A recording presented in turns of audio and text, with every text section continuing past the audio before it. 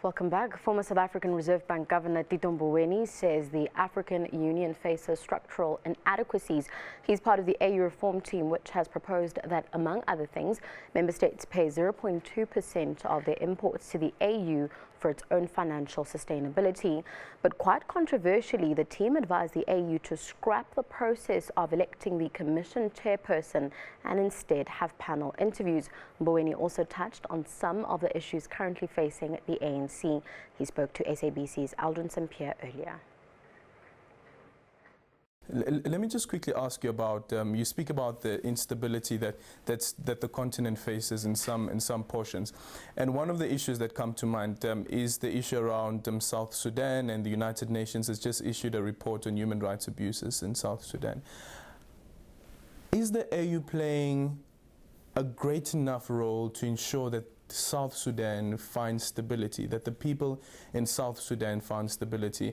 There is, of course, the high-level intervention panel led by former President Tito Mboweni. Some argue that it's still not yielded results. Yes, there was the cessation agreement that was signed, but still nothing has come of it. At the end of the day, it's a political solution. What is the political problem that ravages South Sudan?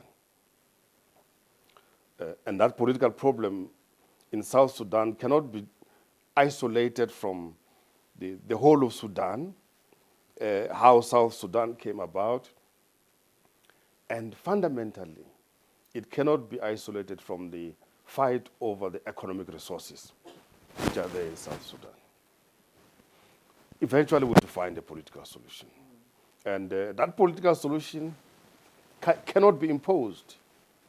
It has to be developed and negotiated by the South Sudanese themselves. There's far too many countries which are interested in South Sudan, too many business interests as well. And there needs to be maturity as well on the part of the political leadership in Sudan. In the absence of this, if this is a conflict that started 2013, we're now in 2017, it's still ravishing on, what happens? Well, not a military solution, unfortunately. Political solutions, unfortunately, do not just arrive very quickly, like going for lunch. It takes long hours of hard work. It took us many years to gain our freedom. Even when we began negotiations in 1990, it took long before we could conclude agreements. So, and some of these political agreements take too long, but the commitment has to be there, the push and the encouragement and the pressure has to be there until these parties begin to see each other. One of the problems about some of these conflicts is that people who used to be comrades in arms, when they start fighting amongst and against each other, it becomes very difficult to resolve some of the conflicts, but it's a political solution. Are you hopeful? Well, I think there's life beyond the squatter camp, so there has to be life behind the conflict. Let's quickly speak about the voice of the AU on an international platform, on an international basis. One of the reoccurring themes or reoccurring instances that has been stressed coming out of the AU has been the reform of the Security Council. That has still not happened. You, for instance, have spoken about how the G7 countries control who gets to head the IMF as well as the World Bank, that it's perceived as though that only the Americans are allowed to head the World Bank and only Europeans are allowed to head the IMF. Where does the AU find its voice on an international platform where these international players actually listen to the AU, that the AU is a critical voice in terms of where the world finds itself? You see, we have problems in Africa, lots of problems. Let me give you an example. The president of France would say there's a Franco-African summit. All the heads of states, gone to Paris. There's one person calling 54 heads of states, and they go running there.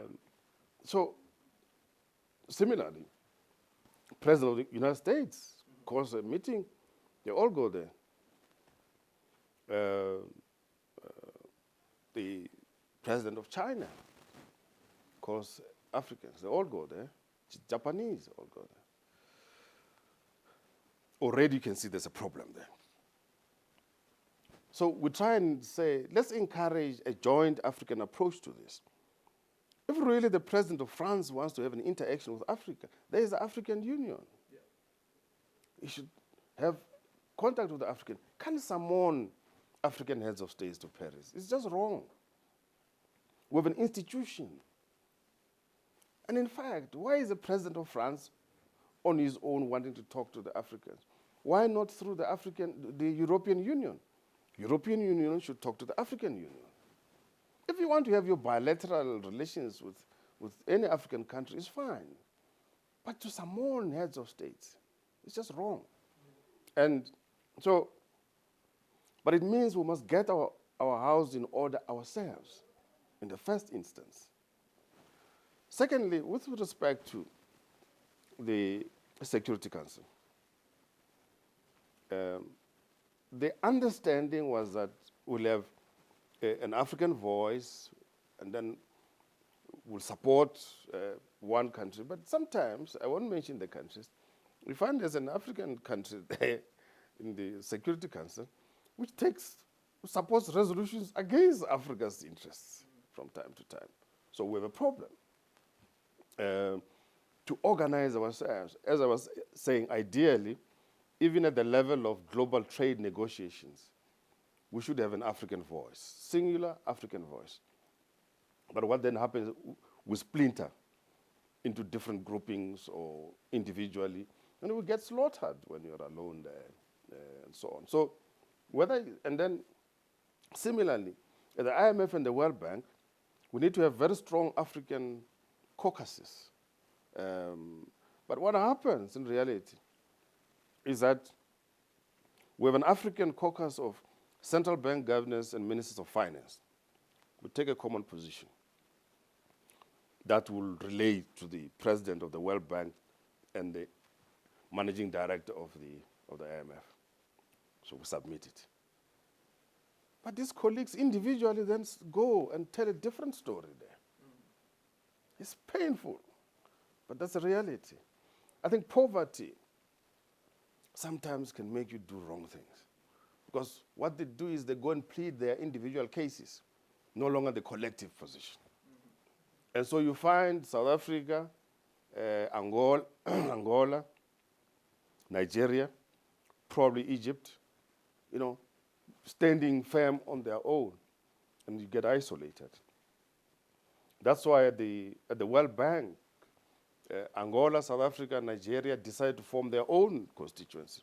It's a three-country constituency, which is wrong, but they had to do it because at the end of the day, they end up being stuck on their own. Yeah. So this broader African solidarity is something that we really need to work seriously on. Do you think that broader African solidarity could be translated into where the AU finds itself at the moment in terms of its discourse with the ICC, the International Criminal Court, where there's this not per se a resolution, but a call on African states to withdraw from the ICC, and then you find some countries that are saying, okay, let's do this. A country like South Africa, for instance, and then you have a country like Zambia that says that instead of saying let's do this, let's ask our citizens, and the citizens of Zambia then say that, listen, rather stay inside the ICC.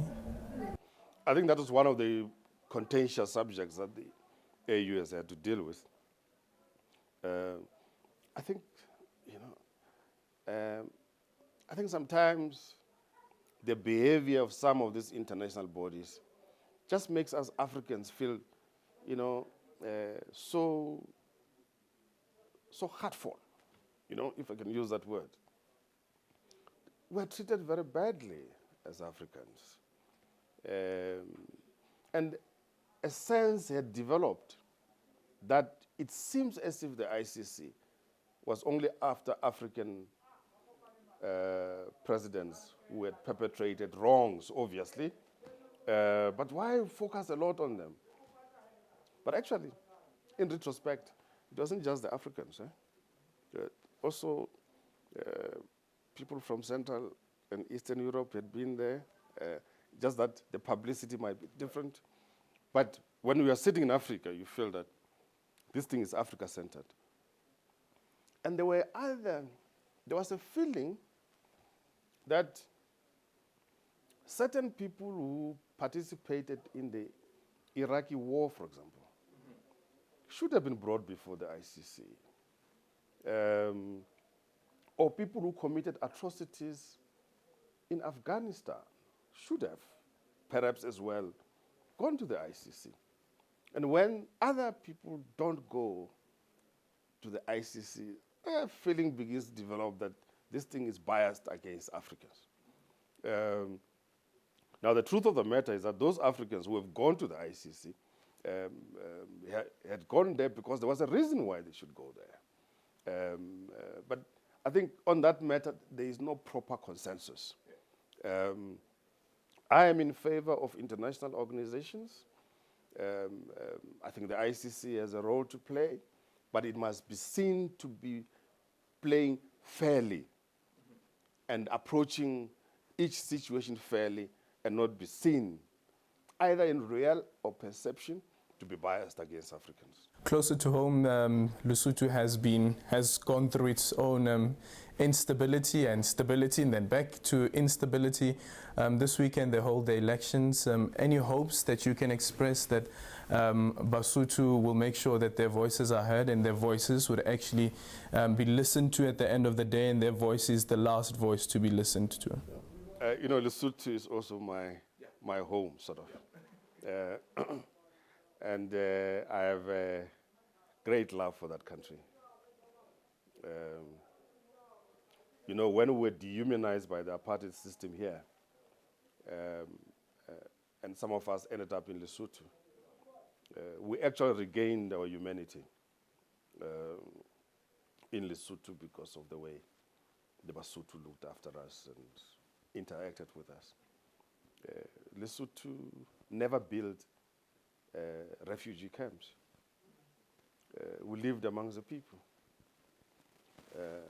I lived in New Europa, I lived in Upper Tamai, I lived in Roma, amongst the people. So Lesotho is very close to my heart and to the hearts of many comrades who went there. And every little progress that they make, I consider it to be my progress too.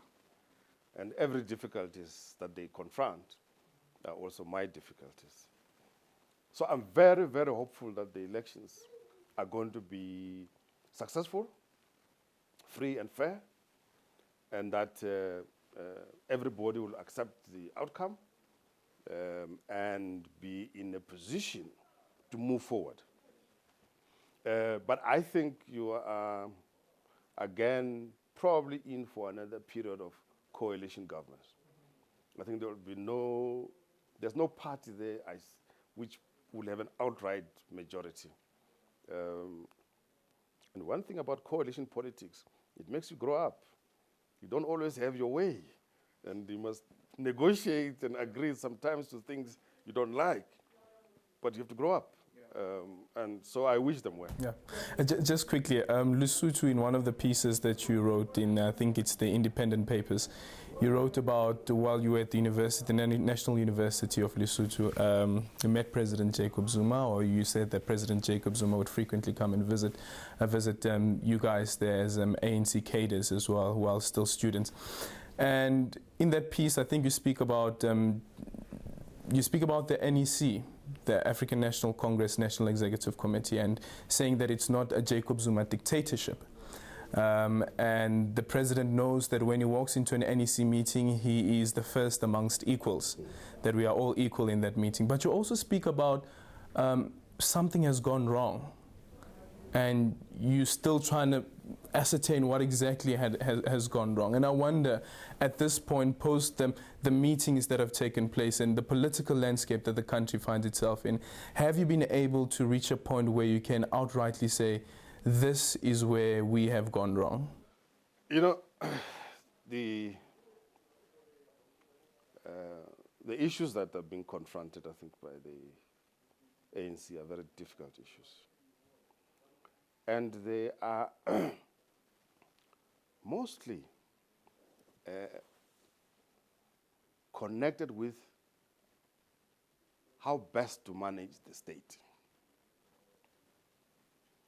how to mobilize national resources and invest them in the development of society. And in the process of that, to make sure that that which has been mobilized for the benefit of the country as a whole does not end up in rent-seeking activities. So these huge state-owned enterprises, for example, have a pivotal role to play in the South African economy. They are huge entities: Eskom, Transnet, South African Airways, Telkom, and so on. These are huge entities. The problem arises when sections of government or sections of the liberation movement think that these national resources are there for the looting, stealing, inflating prices for tenders, creating tenders for work which really does not exist, having people running errands for you and stealing on your behalf, and so on. Then this creates a huge headache for the movement. So the management of the state and state resources, I think, sometimes brings out characteristics in people that we don't know. And we get surprised, because this fellow was a good person. What has happened? And the influence of people wanting to use your name for their own private accumulation, and so on. In the townships, ding dong. You know, you get dizzy and lose strategic direction in the process. And the test of leadership is how to navigate all this in the direction of the strategic objectives of the economic, political, and social liberation of the African people in particular, black people and women in general.